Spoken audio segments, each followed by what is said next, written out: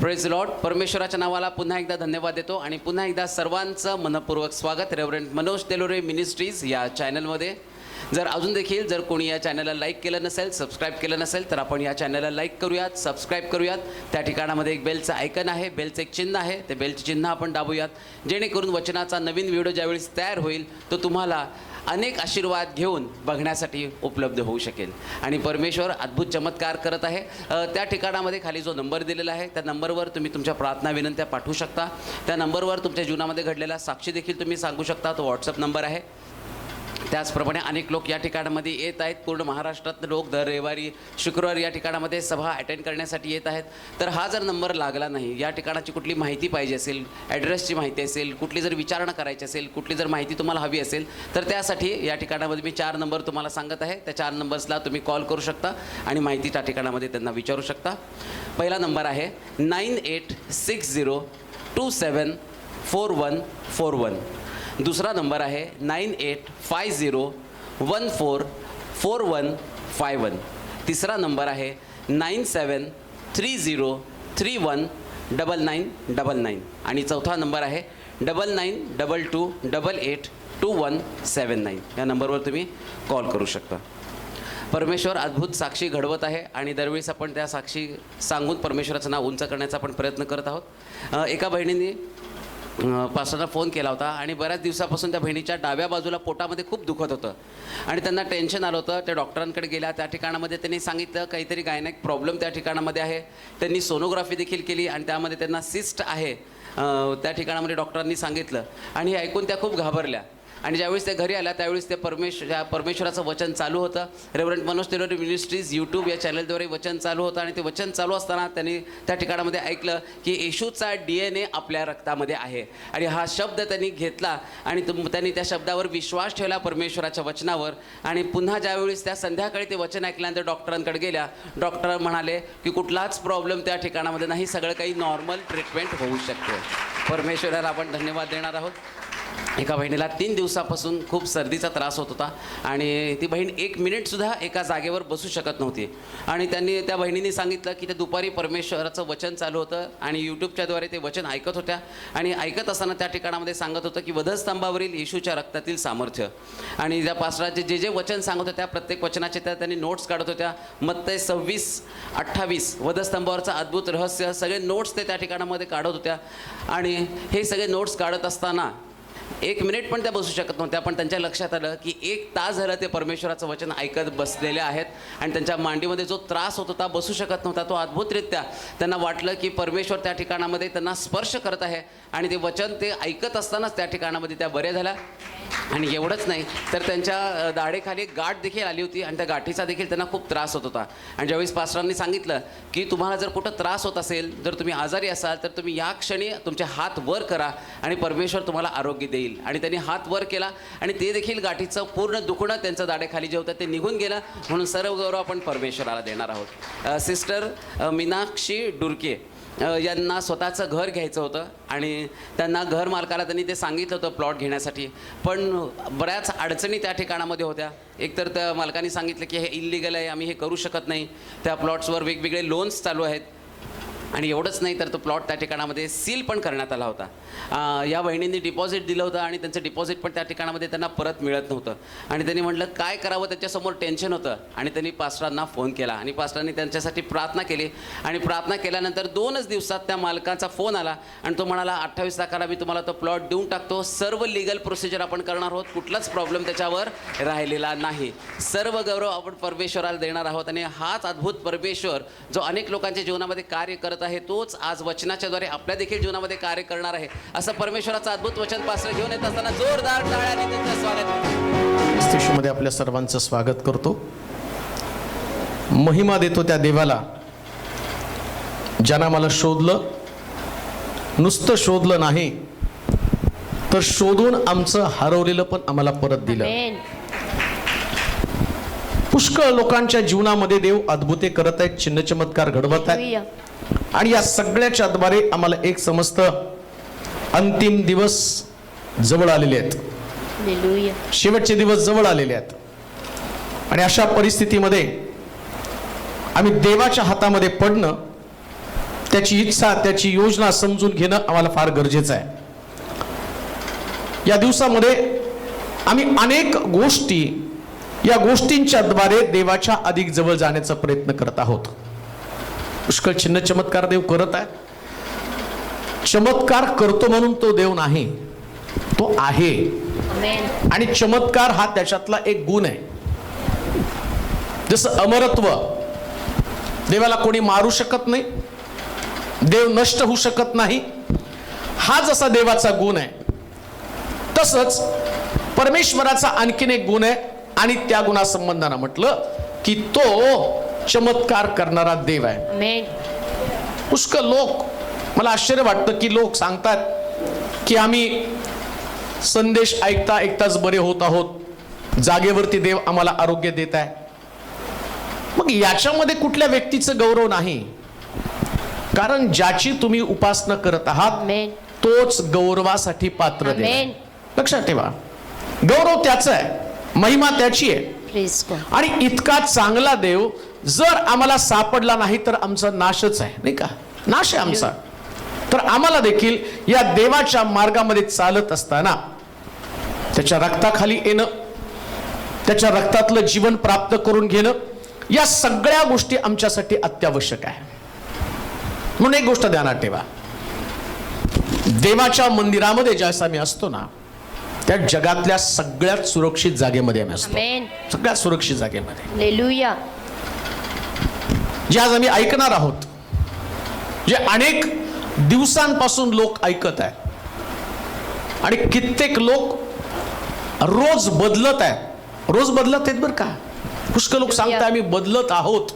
आणि ते ऐकल्यावर असं वाटतं की देवाच्या वचनामधली ती ताकद आहे. देवाच्या वचनातली ताकद आहे. आणि देवानं अनेक लोकांना अनेक आशीर्वाद दिलेले आहेत, सांगू शकत नाहीत. म्हणून लोक लांबून लांबून इकडे येतात. उद्देश काय? किती वाजता निघाला अंबेजोगाईवरून तुम्ही? सकाळी 5:30 अंबेजोगाईवरून बरं का. सकाळी 5:30 वाजता ते इथं त्यांच्या गावातनं अंबेजोगाई, मला वाटतं जवळजवळ 180 किलोमीटरच्या आसपास त्याचं गाव, अजून तिथून पुढं काहीतरी लांब आहे. परंतु देवाची भूक माणसाला स्वस्थ बसू देत नाही. पुण्यावरून काही लोक आलेत, वेगवेगळ्या भागातनं लोक आलेले आहेत. एक गोष्ट निश्चित आहे, इथं तुमचं पडणारं पाऊल तुमच्यासाठी मिरॅकलच आहे. Miracle, 100% miracle. आणि पुष्कळ लोकांना इथं यायचं आहे, कारण त्यांना लोक सांगत आहे तिथं तुम्ही जाऊन आला तर नक्कीच. म्हणजे मी याला तीर्थक्षेत्र म्हणत नाही, नाही तर अनेक लोकांना वाटलं तीर्थक्षेत्र आहे. तीर्थक्षेत्र नाही, इथं देव काम करतो. देव काम करतो. मग देव जिथं काम करतो तिथं जर आमचं पाऊल पडलं, मी तर सोलापुरातल्या लोकांना आवाहन करते, बाहेरून लोक येत आहेत, सोलापुरात अजून लोक झोपलेले आहेत, त्यांना माहित पण नाही इथं देव अद्भुत काम करत आहे. पण एक गोष्ट ध्यानात ठेवा, शेवटच्या दिवसामध्ये परमेश्वर त्याच्या लोकांना घेऊन काम करणार आहे. आणि शिलोचं एक वैशिष्ट्य आहे माहिती का, सगळ्याला सारखा अभिषेक आहे. सगळ्याला बरं का, असं कोणी नाही. अरुणाच्या 133 स्तोत्रामध्ये म्हटलं, अरुणाच्या मस्तकावर ओतलं आणि ते झग्याच्या काठापर्यंत गेला. मग जर तुम्ही तो अभिषेक एकत्रितपणे घेतला, नाही का, वस्त्र पण चिटकलेले अरुणाला आणि मस्तक चिटकले धडाला, आणि सगळ्यांचं एकत्र कॉम्बिनेशन, अभिषेक ओतल्यावर तो मस्तकावरून झग्याच्या काठापर्यंत वाहत राहतो. कनेक्ट राहा एकमेकाशी, संपर्क राहू द्या मंडळीशी, घनिष्ठ संबंध, देवाची समक्षता, देवाचं सानिध्य. देवाची समक्षता तुम्ही गमावली, उपासना आराधना गमावली, तुम्ही जीवनातलं सगळ्यात महत्वाचा घटक गमावलेला आहे. तुमच्यामध्ये भीती राहणार नाही, दडपण राहणार नाही. म्हणून अभिषेक घेऊन तुम्हाला स्वस्थ बसायचं नाही, अभिषेक घेऊन जायचंय बरं का, अभिषेक घेऊन जायचंय. मला आनंद वाटला की ज्या सगळ्या आपल्या महिला कुठल्या खराडीला जाऊन आल्या आणि त्यांनी तिथं रिपोर्ट दिला की त्याच्यानंतर किती 40 स्त्रिया शुक्रवारी आता एकत्र जमायला लागल्या. का? मस्तकापासून झग्याच्या काठापर्यंत वाहणारा अभिषेक. तो अभिषेक आहे. मग हे कोणी व्यक्तीने काम केलं नाही, हे शिलोहनं काम केलंय. कारण शिलो म्हणजे पाठवलेला. आमेन. त्यानं पाठवलं तो. मग मी गेलो का तिथं? नाही, तुम्ही गेला. कोण व्यक्ती जाईल? एखादा व्यक्ती जाईल. म्हणून म्हटलं कोण जाईल? प्रभू मला पाठव, मी तयार. आमेन. तुम्हाला जायचंय बाहेर, तर आम्ही नंतर जाणार आहोत, पण पहिल्यांदा आमचं शहर आम्हाला जिंकायचं. आमेन. प्रथम येऊ द्या शंभरणात, मग पृथ्वीच्या शेवटच्या क्षणापर्यंत. कसं न्यायचं हा प्रश्न देवाचा आहे. हालेलुया. पहिले तुम्ही तुमच्या गावात काम केलं, देव तुम्हाला गावाच्या बाहेर घेऊन जातो. आमेन. मंडळीत काम केलं, गावात काम केलं, आपोआप देव बाहेर नेतो. आमेन. मग आमचं सोलापूर कुणाला माहित नव्हतं, पण आम्ही इथं रेटून काम केलं. हालेलुया. आणि आता जगाच्या नकाशामध्ये ते गेलेलं आहे. आमेन. काम, कारण प्रभू काम करत आहे. आमेन. आणि काम करताना पहिल्यांदा तुम्हाला नष्ट होणं गरजेचं आहे. हालेलुया. हा, तुम्ही नष्ट व्हायला पाहिजे, हालेलुया. ख्रिस्त दिसायला पाहिजे. आमेन. मी दिसलो, काम होणार नाही. हालेलुया. जर तुमच्यातनं ख्रिस्त दिसला, आमेन. कारण बदलते ते माझे शब्द नाही, बदलतो फक्त येशूच लोकांना. आमेन. शब्दानं कोण बदलणार नाही. माझ्याकडे वक्तृत्व आहे, माझ्याकडे भाषाशैली आहे, याच्यानं कोणी बदलणार नाही. ज्यास तुमच्यातला येशू असेल ना, तर तो येशू प्रत्येकाला बदलणार आहे. आमेन. प्रभूला स्तुती असो, प्रभूला महिमा असो, गौरव असो. आज जगामध्ये प्रत्येक चर्चमध्ये येशू ख्रिस्ताचं वधस्तंभी जाणं, त्याचं मनन चिंतन करत आहे. आणि मी पुष्कळ संदेश युट्यूबच्या माध्यमातून त्याच्याकडे पाठवले, उपासासंबंधानं उपास कसा करावा. तरी एका व्यक्तीने मला फोन करून विचारलंच. त्याला मी पाठवलं उपास कसा करावा, करावा का करू नये. आणि त्याने मला फोन करून विचारलं, असं एकाने सांगितलंय उपासाच्या दिवशी मटण खाऊ नये, मला मार्गदर्शन करा. अरे मी तुला पाठवला ना व्हिडिओ, परत तू मटणावरच आला.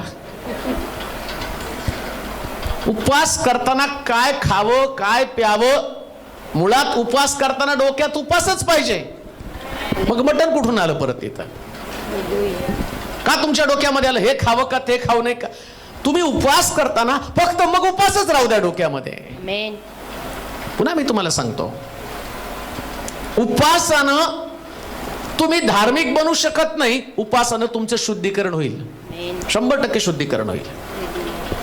मनुष्याला जर शरीर शुद्ध करायचं, आत्मा शुद्ध करायचा, त्याला देवाच्या जवळ राहायचं ना, तर त्याने उपास करणं चांगलं आहे. पण असं नाही की मी येशू बरोबर 40 दिवस त्यानं दुःख भोगलं, मग मी त्याच्या बरोबर त्याच्या संगती उपास करेल. ही धारणा, ही संकल्पना तुमच्या डोक्यातनं काढून टाका. मला कोणीतरी एकाने सांगितलं, नाही हो तुम्ही म्हणता करू नका, पण उपवासानं कमीत कमी 2 लोकांचं तरी परिवर्तन होतं. म्हटलं 2000 वर्षामध्ये किती लोकांचं परिवर्तन व्हायला पाहिजे होतं? परिवर्तनासाठी फक्त येशूचं रक्तच पुरेसं आहे. आमेन. आणि आज त्याच्या संबंधानं टायटल्स फार सुंदर आहे, माझ्या प्रियकराचं रक्त. आमेन. माझ्या प्रियकराचं रक्त. आमेन. लक्षात ठेवा, जो आमच्यावर प्रेम करणारा आमचा प्रियकर. आमेन. प्रियकरच का शब्द वापरलाय? बायबल मधला शब्द आहे बरं का, मला वाटतं तुम्हाला वाचून दाखवणं गरजेचं आहे. एपिस्कराचं पत्र 1 अध्याय 7 वचन. एपिस्कराचं पत्र 1 अध्याय 7 वचन. हा, त्याच्या कृपेच्या गौरवाची स्तुती व्हावी, त्याच्या कृपेच्या गौरवाची स्तुती व्हावी म्हणून हे झाले. हे झाले. ही कृपा त्याने आपल्यावर त्या प्रियकराच्या ठाई विपुलतेने केली आहे. त्याच्या कृपेच्या समृद्धी प्रमाण त्या प्रियकराच्या ठाई त्याच्या रक्ताच्या द्वारे खंडणी भरून मिळवलेली मुक्ती म्हणजे आपल्या अपराधांची क्षमा आपल्याला मिळाले. काय या प्रियकराच्या रक्तामधली ताकद आहे? मग मी तुम्हाला सांगितलं, काही लोकांना असं वाटतं हे जे दिवस आहे हे दुःख सहनाचे दिवस आहे. ख्रिस्तानं दुःख भोगलं, मग येशूनं दुःख भोगलं, त्यानं उपवास केले, आम्ही त्याच्याबरोबर उपवास करावेत. आता तो कुठे? आता तो वधस्तंभावर आहे का? आता कुठे?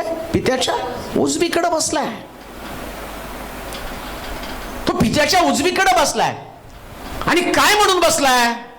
प्रश्न तोच आहे. पित्याच्या उजवीकडे बसलाय ही गोष्ट खरी आहे, पण काय म्हणून बसला माहितीये का? तुमचा आणि माझा प्रियकर, मेन तुमच्या आणि माझ्यावर प्रेम करणारा देव. आणि तिथं बसून काय त्या ठिकाणात मध्यस्थी करत आहे? बापाला काय पटवून देत आहे? एक आज्ञाधारक मुलगा असतो पहा. ज्यावेळेस एखादा मुलगा आई वडिलांच्या विरोधात जाऊन लग्न करतो आणि बाप स्वीकारत नसतो, तसं हे बिब्लिकल नाही मी सांगत तुम्हाला, पण एक उदाहरण तुम्हाला सांगत आहे. वास्तविक पाहता देवानं आपल्या पुत्राला जगामध्ये पाठवलं होतं. ख्रिस्त ही त्याची वधू आहे, मंडळी त्याची वधू आहे. या वधूसाठी तो आला. परंतु प्रॉब्लेम काय माहिती का? येशूचं या वधूवर एवढं प्रेम जडलं आणि वधू तर अशुद्ध आहे. देवाला पाप आवडत नाही. जिथं पाप असेल तिथं देव आपल्या पुत्राचा सुद्धा हात सोडतो.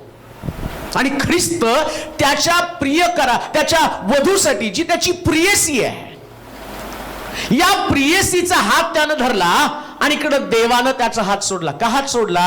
कारण ही जी वधू आहे, ही प्रियसी जी आहे ना, तिच्यामध्ये पाप आहे. आणि येशूनं या वधूला स्पर्श केला आणि त्याच्यामध्ये सगळं पाप आलं. आता काय झालं माहिती का? या गेत्सेमने बागेमध्ये तो सर्व जगाच्या पापाचा प्याला पिला. जग म्हणजे कोण आहे? तुम्ही आणि मी, प्रत्येक जण. पास्टर मनोज तेलोरे, हे वर्शिप लीडर, इथं बसलेले प्रत्येक व्यक्ती. आणि ही ख्रिस्ताची वधू, त्याची प्रियसी म्हणून येशू तिच्यावर एवढं प्रेम करतो आणि त्याला असं वाटतं तिला मुक्ती मिळावी. मुक्ती म्हणजे नेमकं काय? एक मुलगी आपल्या आई वडिलांच्या घरामध्ये राहती आणि प्रियकराला त्या प्रियसीवर प्रेम करता येत नाही. फार सुंदर आहे बरं का? या प्रियकराला जोपर्यंत ती प्रियसी बाहेर निघत नाही, घरातनं बाहेर निघत नाही, तोपर्यंत प्रेम व्यक्त करता येणार नाही. पण आता प्रेम व्यक्त करायचंय तर प्रियसीला तिथून बाहेर काढलं पाहिजे. आणि प्रियसी कुठं राहती? वाचा बरं ते वचन. त्याच्या कृपेच्या समृद्धीप्रमाणे, कृपेच्या समृद्धीप्रमाणे त्या प्रियकराच्या ठाई त्याच्या रक्ताच्या द्वारे खंडणी भरून मिळवलेली मुक्ती, खंडणी भरून मिळवलेली मुक्ती म्हणजे आपल्या अपराधांची क्षमा. नेमकं काय? ही प्रेयसी राहती कुठं? ही मंडळी राहती कुठं? तुमचं आणि माझं राहण्याचं ठिकाण कोणतं आहे? आमचं राहण्याचं ठिकाण अपराध आणि पाप आहे. आता अपराधातनं बाहेर काढायला पाहिजे तर तिथं असं म्हटलं याला खंडणी भरावी लागणार आहे. आपल्याकडं नाही, पण जर तुम्ही दुसरीकडे बघितलं ना, बऱ्याच राज्यांमध्ये, तर तुम्हाला तिथं दिसेल त्या मुलीला, मग तो मनुष्य 70 वर्षाचा असेल, 60 वर्षाचा असेल, 18-20 वर्षाच्या मुलीबरोबर जाऊन तो लग्न करतो. आणि लग्न करताना तो त्या बापाला किंमत देतो, कारण तो बाप लबाड आहे. तो बाप लबाड आहे. तो आपल्या मुलीचा सौदा करतो. त्याला नाही वाटत की कुठल्या चांगल्या घरामध्ये तिने जावं, त्याला वाटतं पैसे मिळाले पाहिजे, मग तो आपली मुलगी विकतो. तसा सैतान लबाड आणि लबाडाचा बाप आहे. पूर्वी आमचा बाप कोण होता? लुसिफर. आणि तो काय म्हणतो? जर तुला ही वधू मिळाली पाहिजे, ही तुझी प्रियसी जी तुला वाटती ना, तुला तुझी प्रियसी मिळावी, तर तुला खंडणी द्यावी लागेल. आणि खंडणी तरी काय? तो म्हटला तुझं रक्त सांडावं लागेल. जर तुझं रक्त नाही सांडलं तर तुझ्या प्रियसीचं रक्त सांडावं लागेल. दोघांपैकी एकाचं रक्त नक्की सांडावं लागणार आहे. परंतु पवित्र शास्त्र सांगतं आमचा प्रियकर प्रभू येशू ख्रिस्त यानं वधूसाठी आपलं रक्त सांडलं. का? तर वधू जी पापाच्या घरामध्ये, गुलामगिरीच्या घरामध्ये, बंधनामध्ये, दासत्वामध्ये होती आणि त्यातनं तिने बाहेर यावं, गुलामगिरीतनं बाहेर यावं. म्हणून प्रियकरानं रक्त सांडून, रक्ताच्या द्वारे, रक्ताची किंमत चुकवून कशासाठी सोडवलं? तर या प्रियसीला, जी ख्रिस्ताची वधू आहे, त्याच्याशी त्याचं वाग्दान होणार आहे. आणि जो आपल्या प्रियसीला आपल्या घरी घेऊन जाणार आहे, अजून घेऊन गेला नाही, पण बाहेर काढलं. हे काय सुंदर लव्ह स्टोरी आहे पहा. प्रियकर कुठे? स्वर्गात. आणि प्रियकर स्वर्गामध्ये आपल्या बापाला सांगतो जिच्यावर माझं प्रेम आहे तिच्यासाठी मी रक्त सांडलं. हालेलुया. बाप अजून घरात घेत नाही, पण तिथं तो रिक्वेस्ट करत आहे. हालेलुया. एवढे वर्ष 2022 वर्ष आपला प्रियकर प्रभू येशू ख्रिस्त पित्याच्या उजवीकडे बसून रदबदली करत आहे आणि मग त्याचं परिवर्तन करत आहे. देवाला वाटत नाही हे तुम्ही आणि मी त्या योग्यतेचे नाही, स्वर्गामध्ये राहण्याच्या योग्यतेचे नाही. स्वर्गामध्ये तुमचा प्रियकर प्रभू येशू ख्रिस्त ज्यानं रक्त सांडून वधूला स्वतंत्र केलं, वधूला गुलामगिरीतनं बाहेर काढलं, वधूला पापातनं बाहेर काढलं. आणि तो काय करतो माहिती का? या प्रियकराचं एक वैशिष्ट्य आहे. हा जो प्रियकर आहे नुसतंच तुम्हाला त्याच्या घरात घेऊन जात नाही. हालेलुया. 2 कामं तो करतो. खंडणी भरून तर सोडवलंय. वधू आता जितके लोकांनी ख्रिस्ताचं रक्त, आमच्या महाराष्ट्रीयन संस्कृतीमध्ये नाही का, लग्न झालं की ते गळ्यामध्ये मंगळसूत्र घालतात, मग काही लोक मांग भरतात.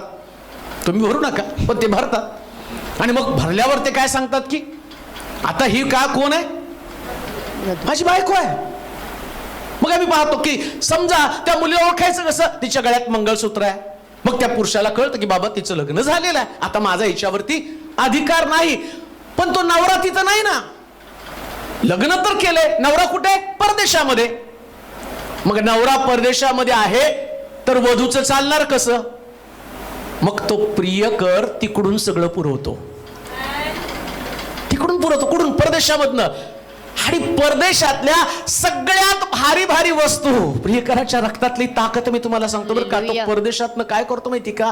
त्याची बायको शेवटपर्यंत त्याला बिलगून राहावी. त्याला माहितीये मी परत आल्यावरती माझीच असावी, दुसऱ्या कोणाची नसावी. मग तो काय करतो? या पृथ्वी तलावर तुम्ही जोपर्यंत आहात तोपर्यंत तुमचा प्रियकर तुम्हाला उत्तमातले उत्तम, बेस्ट मधल्या बेस्ट बक्षीस तुमच्यासाठी पाठवत असतो. का? तुमचं लक्ष त्याच्याकडे लागलेलं असावं, त्याच्याकडे लक्ष. म्हणून या पृथ्वी तलावर तुम्ही राहत असताना तुमचं फोकस काय? तर तुमचा प्रियकर. आमेन. कारण लिहिलंय तिथं या प्रियकराच्या बाबतीत काय लिहिले वाचा. त्याच्या कृपेच्या त्याच्या कृपेच्या समृद्धीप्रमाणे. आता तुमच्या प्रियकराचं एक वैशिष्ट्य आहे. त्याच्या अंतःकरणामध्ये फक्त कृपा म्हणजे प्रेमच आहे. हो, आमेन. रागवत नाही कधी. हो, हालेलुया. तुम्ही किती पण चुका केल्या ना तर तुमचा प्रियकर तुम्हाला समजावूनच सांगतो. म्हणून तर तुम्ही अजून जिवंत आहात. हालेलुया. म्हणून अजून तुम्ही देवाच्या मंदिरात आहात बरं का. हालेलुया. देवाच्या मंदिरात जे लोक नाहीत ना त्याचं कारण प्रियकराशी त्यांचं नातं तुटलेलं आहे. ख्रिस्ताची वधू म्हणून, त्याची प्रियसी म्हणून घाण देऊ नाही का? जर ख्रिस्ताची प्रियसी म्हणून तुम्हाला थांबायचं ना तर त्यानं किती तुम्हाला दंड दिला, तो किती तुम्हाला बोलला, त्यानं तुम्हाला समजावून सांगितलं, तरी सुद्धा तुम्हाला त्याच्याच घरामध्ये राहावं लागणार आहे. आमेन. त्यानं सांगितलं, त्यानं तुम्हाला एक घर घेऊन ठेवलंय. हालेलुया. तो म्हटलं मी जातो आणि स्वर्गात जिथं माझ्या बापाचं घर आहे, जिथं माझ्या बापाची प्रॉपर्टी आहे, आमेन. तो वधूला घेऊन तिकडे जाणार आहे. पण आता पृथ्वी तलावर एंगेजमेंट करून रक्ताच्या द्वारे एंगेजमेंट केली आणि त्याला काय केलं? या पृथ्वी तलावरती एक घर तयार केलं. आणि ते घर म्हणजे चर्च आहे बरं का. आमेन. तोपर्यंत तिथं राहा, चर्च मध्ये राहा. हालेलुया. येते का लक्षात? तोपर्यंत कुठं राहायचं? चर्च मध्ये. मग इथं राहताना काय होतं माहिती का? तो अनेक प्रकारच्या गोष्टींच्या द्वारे इथं आता लक्षात ठेवा, शेवटी नवऱ्याचं घर ते नवऱ्याचं नाही का. बायका म्हणतात शेवटी माझ्या नवऱ्याच्या दारात मरेल, त्याच्या छातीवर बसून खाईल. तिचा डायलॉग असतो तो. नवऱ्याच्या दारात मरेल, त्याच्या छातीवर बसून खाईल. मंडळीमध्ये हेच तुम्हाला करायचं. हे तुमच्या प्रियकराचं घर आहे. हालेलुया. इथं तुम्हाला बसायचंय. आमेन. इथं रुसवा फुगवा नसतो. हालेलुया. आणि समजा रुसवा, मला कोणीतरी इकडून सांगितलं, हो सर मी रुसून आले, नवरा मला न्यायलाच तयार नाही. गेली कशाला रुसून? नाही का माझा नवरा मला न्यायला तयार नाही, तुम्ही प्रार्थना करा. आणि मग ते सगळं पाठवते मला. त्यांनी काय म्हटले, मला तुझी सगळं संभाषण मला फोटोशॉट करून पाठ. बघा असं म्हटलं, बघा तसं म्हटलं. पण आधीच रुसून गेली नसती तर कशालाच नाही. गेलं डायलॉग त्याच्यात नाही. लग्नात म्हणतात ना, काय म्हणतात ते, नाव घ्या नाव घ्या नाव घ्या. इथून तिथून पेरला रसून, ती गेली रसून, काय आली तिला टॅक्सीत बसून. आता कोण टॅक्सीत बसून आणत नाही, कुठं बसून आणत नाही. जिथं आहे तिथंच बसून राहा म्हणतात. अशी परिस्थिती आहे. मग लसूण रुसून हे बंद करा. हालेलुया. देवाचं घर प्रियकराचं घर आहे. आमेन. हे तुमच्या प्रियकराचं घर आहे. हालेलुया. हे तुमच्या प्रियकराचं घर आहे. आमेन. तो येईपर्यंत. उद्याचा फार सुंदर टॉपिक आहे. मला नर्सेस डे विषयी त्यांनी सांगितलं की तुम्ही बोललं पाहिजे. हालेलुया. आणि त्याचा टॉपिक मी दिलेला आहे. मी चांगला शंभरुणी. मी हालेलुया. चांगला शंभरुणी. नर्सेसने म्हणायचं मी चांगला शंभरुणी. कसं ते आमेन. उद्या ऐका. आता नसेल तर त्यांना रिक्वेस्ट करा 100 रुपये घ्या पण आम्हाला एंट्री द्या म्हणून. बघा काय म्हणतायत ते. कुणाला यायचं असेल तर. सांगण्याचं तात्पर्य हे प्रियकराचं घर आहे. चर्च प्रियकराचं घर आहे. आमेन. खरं जोपर्यंत तो म्हणतो मी येत नाही ना, जसं तो म्हटलं नाही का त्या चांगल्या शंभरुणानं त्या काय केलं, त्याला उचललं आणि जो पडलेला होता यरुशलेम सोडलेला त्याला उचललं आणि म्हटलं इथं राहू दे, मी परत आल्यावर. हालेलुया. मी परत आल्यावर. तसं तो परत येणार आहे प्रियकर. पण तोपर्यंत इथं प्रियकराची आठवण काढत राहायचंय या घरामध्ये. इथं मग तुम्ही आराधना करता, वर्शिप करताना तुमच्या प्रियकराची आठवण तुम्ही करता. तिकडं तुमचा प्रियकर तुम्हाला पाहून रडत आहे. हालेलुया. तुमचा प्रियकर पण तुम्हाला पाहून रडतो. अजून एक गोष्ट मला सांगू का. ज्यावेळेस या प्रियकराला या मंडळीमधला एक सभासद, एक व्यक्ती मंदिराच्या बाहेर असतो ना, त्यास तो प्रियकर म्हणतो. तुम्हाला समजणार नाही तसं. तो मंडळीचं अंग आहे.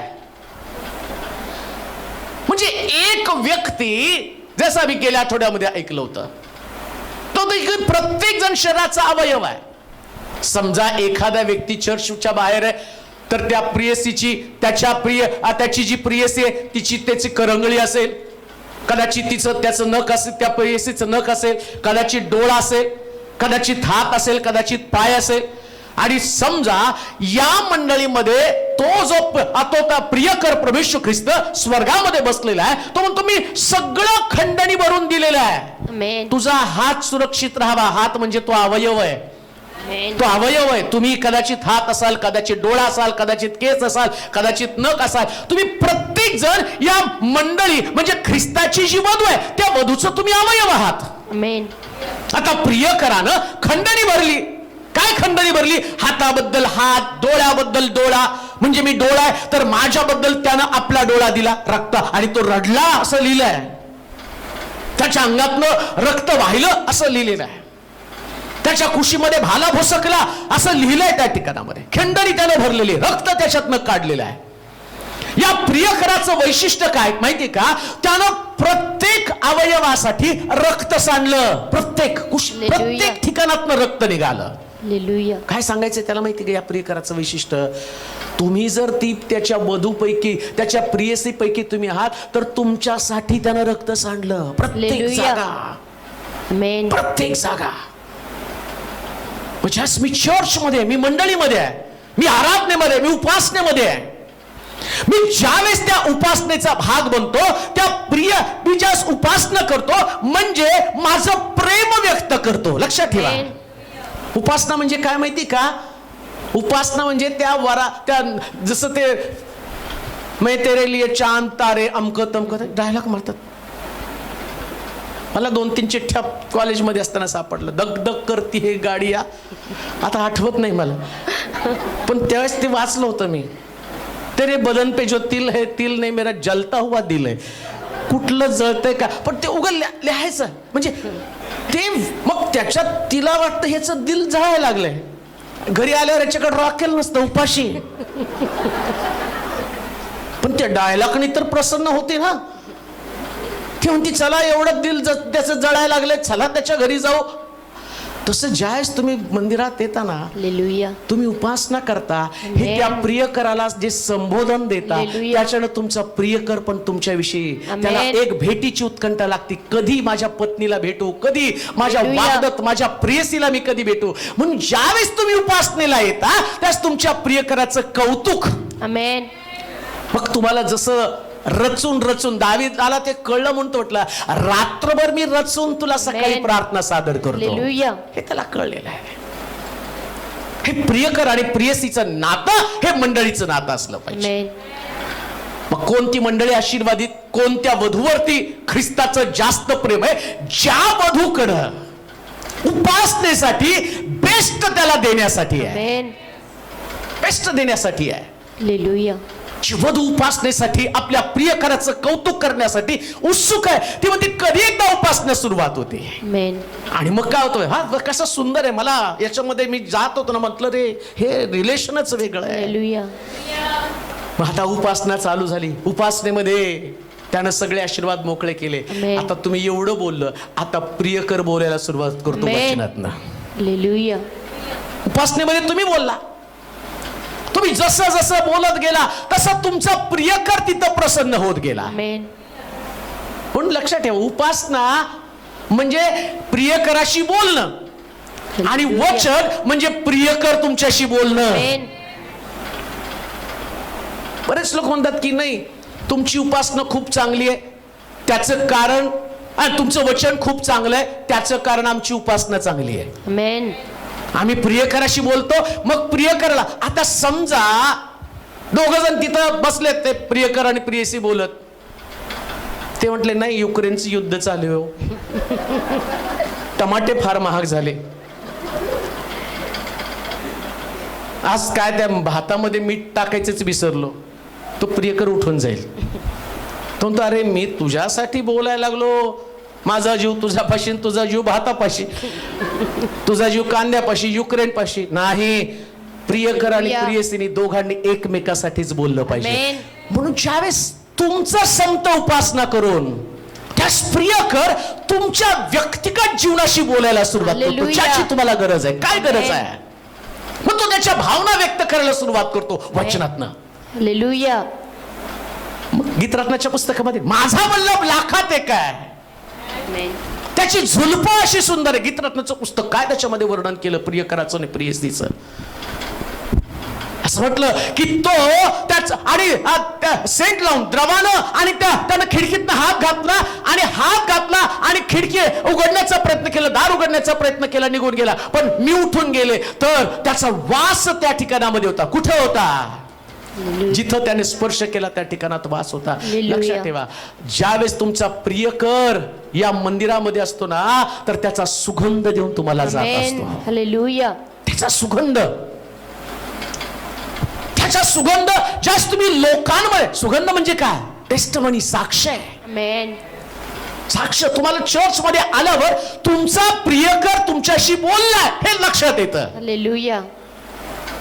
तुम्ही जर बऱ्याच वेळा बघितलं ना, ती मुलगी थोडीशी नाराज असते, आम्ही ओळखतो काय झालं, नवऱ्याशी भांडण झालं का, चेहरा सांगतो तिचा, आणि ती मुलगी तिचा चेहरा प्रसन्न असतो. मग काय, हा काहीतरी बक्षीस दिलं वाटतं त्यांनी. हा तुमचा प्रियकर. मंडळीमध्ये आल्यावर देवाच्या वचनाकडे तुमचं लक्ष लागलं आणि तुमचा प्रियकर तुमच्याशी बोलल्याबरोबर तुमचे चेहरे चुजळून जातात. आमेन. ग्लानी निघून जाते, निराशा, भय, दडपण पूर्णपणे निघून जातं. लिहिलंय तिथं, वाचा बरं. हा, त्याच्या कृपेच्या समृद्धीप्रमाणे, त्याच्या कृपेच्या समृद्धीप्रमाणे त्या प्रियकराच्या ठाई त्याच्या रक्ताच्या द्वारे खंडणी भरून मिळवलेली मुक्ती म्हणजे आपल्या अपराधांची क्षमा. काय केलं माहिती का या प्रियकरानं, हा जो तुमचा प्रियकर आहे त्यानं रक्त सांडलं, रक्ताच्या द्वारे खंडणी भरून, खंडणी देऊन आणि तुम्हाला विकत घेतलं. आणि त्याच्यानंतर तो काय म्हणतो की जे तुमचा पास्ट आहे, हेच आहे का, काय लिहिलंय त्याच्यात, खंडणी भरून मिळवलेली मुक्ती म्हणजे आपल्या अपराधांची क्षमा आपल्याला मिळाली आहे. सर्व ज्ञान. बस. तो काय म्हटलं माहिती का, जो तुमचा पास्ट आहे, तुमचा पास्ट काहीतरी आहे. कोणी म्हणतो तुम्ही भांडणं करतो, तो कोणी मारामारी करतो, तो मंडळीमध्ये तुमचा स्वभाव आणि तुमचं जे गुणधर्म आहेत, या सगळ्यासाठी त्यानं किंमत चुकवली. आता तो तुमचा पास्ट बघत नाही. आमेन. पास्ट नाही बघत, तुम्ही कोण होता, काय होता. आता त्याला फक्त माहिती ही माझी प्रियसी आहे. हालेलुया. आणि हिला मला स्वर्गामध्ये न्यायचंय. आमेन. आणि नुसतं स्वर्गामध्ये न्यायचं नाही, जोपर्यंत पृथ्वी तलावरती आहे, लक्षात ठेवा, आमेन. त्याच्या स्टँडर्ड प्रमाणे तो तुम्हाला देणार. आमेन. त्याच्या स्टँडर्ड प्रमाणे. हालेलुया. मी तर पुष्कळ नवरे बघितले, त्यांच्या बायकांसाठी त्याने डोंबलभर कर्ज करून ठेवलंय. म्हणजे स्टँडर्ड पेक्षा जास्त त्यांना देऊन ठेवलंय आणि आता फेडतायत. म्हणजे त्यांचं स्टँडर्ड नसताना त्यांनी बायकोला तेवढं दिलं भाव मारायला. का तिचं तोंड बंद राहायला पाहिजे ना, घरात आल्यावर जरा शांती पाहिजे. तुमच्या प्रियकराचं स्टँडर्ड याच्यापेक्षा मोठं आहे, याच्यापेक्षा मोठं आहे. हालेलुया. आणि त्यानं त्याचं स्टँडर्ड काय दिलं माहिती का तुम्हाला? ही काय का प्रियकराचं रक्त मी तुम्हाला सांगत आहे, प्रियकराचं रक्त मी तुम्हाला सांगत आहे. ही गोष्ट नेहमी आपण ऐकतो मायवारच्या दिवशी. एकाचं एका मुलीवर प्रेम बसलं आणि मग तो म्हटलं मी तुझ्यासाठी काहीतरी करतो. ते म्हटली जा तुझ्या आईचं काळीच घेऊन ये. घेऊन आला काळीच, कापलं, हृदय काढलं, वाटेमध्ये घेऊन जायला पडला. मग ते हृदय त्याच्याशी बोललं, त्याला ठेस लागल्यावर बाळा तुला ठेस लागली का? ते असंच हृदय घेऊन आलं आणि प्रेयसीला दिलं. प्रेयसी काय म्हणते, आज तू तुझ्या आईचं हृदय काढलं, उद्या माझं बी काढशील, जा म्हटली, तुझं माझं काही संबंध नाही. म्हणजे प्रियसीसाठी प्रियकर काही पण करू शकतो, कुठल्याही थराला जाऊ शकतो, पण तो स्वतःच हृदय नाही काढणार बरं का. काय मी तुम्हाला एक गोष्ट सांगितली, तो प्रियकर तिच्यावरती प्रेम व्यक्त करण्यासाठी जास्तीत जास्त आईचं हृदय काढेल. पण हा प्रियकर असा आहे, आपलं प्रेम व्यक्त करण्यासाठी तर शेवटचं रक्ताचा थेंब सुद्धा त्या वधूसाठी, त्या मंडळीसाठी त्यानं दिलेला आहे. सर्वोच्च सर्वोच्च प्रेम, आमेन. त्याला म्हटले सर्वोच्च प्रेम. आणि हे सर्वोच्च प्रेम देत असताना या प्रियकराच्या रक्तातली ताकद काय? काय या प्रियकराच्या रक्तामध्ये ताकद आहे? शास्त्र सांगतं की या प्रियकराचं रक्त तुमचा पास्ट बदलून टाकतं. तुमच्या सगळ्या पापापासून, तुमच्या दोषापासून, तुम्ही कोण आहात हे सगळं पुसून टाकलं जातं. आणि तिथं तो बापाला हे पटवून देतोय. हा तुमचा प्रियकर बापाला काय पटवून देतो माहिती का? तिला पाहू नकोस, माझ्या रक्तातनं तिला पाहा. हालेलुया. तिला पाहिलं तर तुला राग येईल. मंडळी म्हणून तुम्हाला पाहिलं तर बापाला राग येईल. काही आमच्यामध्ये कमतरता आहेत. ऍज अ चर्च म्हणून आमच्यामध्ये काहीतरी उणीवा आहेत. प्रत्येक मंडळीमध्ये, जगातल्या प्रत्येक चर्च मध्ये काही ना काहीतरी उणीवा आहेत. कोणतीच मंडळी जगामध्ये परफेक्ट नाही, कोणतीच नाही प्रियांनो. आम्ही सगळेजण परफेक्ट होण्याचा प्रयत्न करतो. मग तरी सुद्धा देव एखाद्या मंडळीला आशीर्वादित का करतो? त्याचं कारण आहे, देव शिलोचा विचार करतो ना, त्यास त्याला काही चुका त्यातल्या दिसत असतील, त्यास देव म्हणतो नाही तिला देऊ नकोस. त्यास म्हणतो तसं नको बघू, माझ्या रक्तातनं बघ. आमेन. रक्तातनं पाहिल्याबरोबर बापाचं अंतःकरण त्या वधूसाठी, प्रियकराच्या प्रियसाठी द्रवतं आणि तो त्या वधूला विशेष प्रकारचे आशीर्वाद देतो. असं लिहिलंय बायबल मध्ये, त्याची कृपेची समृद्धी. ज्या दिवशी तुम्हाला प्रियकराचं अंतःकरण कळेल ना, त्यास तुम्ही एक्साइट असणार आहे. काय? माझा जो प्रियकर आहे तो प्रभू येशू ख्रिस्त, त्याचं मन खूप मोठं आहे. हालेलुया. लोकांना काय सांगायचं माहिती का? बघ तुम्ही तुमच्या नवऱ्याविषयी सांगता, नाही माझा नवरा खूप चांगला आहे, मला नेहमी 5,000ची साडी घेतो. आता कुठं तुमचं 5,000 बसतंय म्हणा, पण म्हणायला काय हरकत आहे, चांगलं आहे खूप, 5,000ची साडी घेतो. अहो तुम्ही 500ची साडी घेऊन 5,000चा भाव मारता. या प्रियकरानं तर रक्तच दिलं. कसलं मोठं मन आहे त्याचं, किती मोठं मन आहे. मग याच्याविषयी तुमचं अंतःकरण आणि सतत जर तुम्ही त्याच्याविषयी बोलला तर प्रियकराला त्याचं रक्त जे तिच्यासाठी सांडलं ना, याच्याबद्दल तो नेहमीच आणि प्रशंसा करणारे, कुणाची? वधूची, प्रियसीची. म्हणून मंडळी नात्यानं नेहमी प्रियसीनं किंवा मंडळीनं काय केलं पाहिजे तर ख्रिस्ताच्या रक्ताचा नेहमीच जयघोष केला पाहिजे. त्याच्या रक्ताचा जयघोष करा. तो कृपेची समृद्धी का त्याला असं म्हटलेलं आहे? कारण तो बाकीच्या गोष्टी तर देतोच. हालेलुया. त्यानं सूर्य, चंद्र, तारे, नक्षत्र, वेगवेगळी ग्रह बनवून ठेवलेले आहेत. नीट आहे का? या पृथ्वी तलावरती, या पृथ्वीवर, आणि पृथ्वी सोडून मंगळ आहे, चंद्र आहे, अनेक प्रकारचे ग्रह आहेत. मग या ग्रहामध्ये असणारी जी समृद्धी आहे, असं म्हटलंय तिथं स्वर्गामध्ये ज्यास तुम्ही जाल तर तिथं सगळे सोन्याचे रस्ते आहेत. आता गुंजभर सोन्याची मारामार आहे. पण स्वर्गामध्ये सोन्याचे रस्ते आहेत. मग स्वर्ग आहे तरी काय, स्वर्ग एक असा ग्रह आहे की त्या ग्रहामध्ये जास्तीत जास्त उत्खनन केलं तर सोनं सापडतं. जसं आपल्याकडे डांबर सापडतं, आम्ही डांबराचे रस्ते बनवतो. स्वर्गामध्ये सोनं जास्त सापडतं, तिथं सोन्याचे रस्ते आहेत. म्हणजे तुमचा प्रियकर तुम्हाला कुठं घेऊन जाणार आहे, जे तुम्ही गळ्यात घालता ना त्याच्यापेक्षा त्याच्यावर तुम्ही चालत जाणार आहात. हालेलुया. म्हणून आता तुमचं काम काय, आता जे तुमच्याकडे नाही त्याच्याबद्दल खंत करू नका. अहो तुमच्याकडे प्रियकरच आहे आणि त्या प्रियकरानं सांडलेल्या रक्ताचं मोल त्या ठिकाणामध्ये व्यक्त करणं गरजेचं आहे. इपिस्कराचं पत्र 2 अध्याय 12 ते 14 वचन वाचा. प्रियकराच्या रक्तामधली ताकद. ते तुम्ही त्यावेळेस ख्रिस्त विरहित इस्रायलाच्या राष्ट्राबाहेरचे. पूर्वी तुम्ही कोण होता, ते तुम्ही त्यावेळेस ख्रिस्त विरहित इस्रायलाच्या राष्ट्राबाहेरचे वचनाच्या करारास परके आशाहीन व देवविरहित असे जगात होता. बस एवढंच वाचा. त्याच्यात आपल्याला थोडंसं पाहणं गरजेचं आहे. परत वाचा. ते तुम्ही त्यावेळेस ख्रिस्त विरहित. हा ख्रिस्त विरहित म्हणजे काय, पूर्वी जे तुम्ही होता ना त्यावेळेस तुम्हाला तुमचा प्रियकर नव्हता. प्रियकर म्हणजे प्रेम करणारी व्यक्ती. प्रियकर म्हणजे तुमच्या गरजा पूर्ण करणारी व्यक्ती, तुमची काळजी घेणारी व्यक्ती, तुमच्याशी समजून घेणारी व्यक्ती, तुमच्या भावना, तुमचं अंतकरण, तुमचे विचार आणि तुमच्या डोक्यातल्या कल्पना, त्याला प्रियकर म्हटलेलं आहे. प्रियकर म्हणजे नेमकं कोण आहे की जो तुमच्या भावनांची काळजी घेतो, ज्याला असं वाटतं की तुम्ही त्याच्यासाठी सगळ्यात मौल्यवान आहात. लक्षात घ्या, कोण प्रियकर आहे, ज्याच्या दृष्टिकोनातनं तुम्ही खूप मौल्यवान आहात. आणि मग पूर्वी तुमच्याकडं असं तुमची काळजी घेणारं कोणी नव्हतं. हालेलुया. किती सुंदर आहे ना. हालेलुया. पण ज्या दिवशी येशूची ओळख झाली, बाप्तिस्मा झाला ना, त्याच तुम्हाला एक काळजी घेणारा प्रियकर मिळाला. पूर्वी तुम्हाला माहित नव्हतं, तुम्हाला जाणीव नव्हती.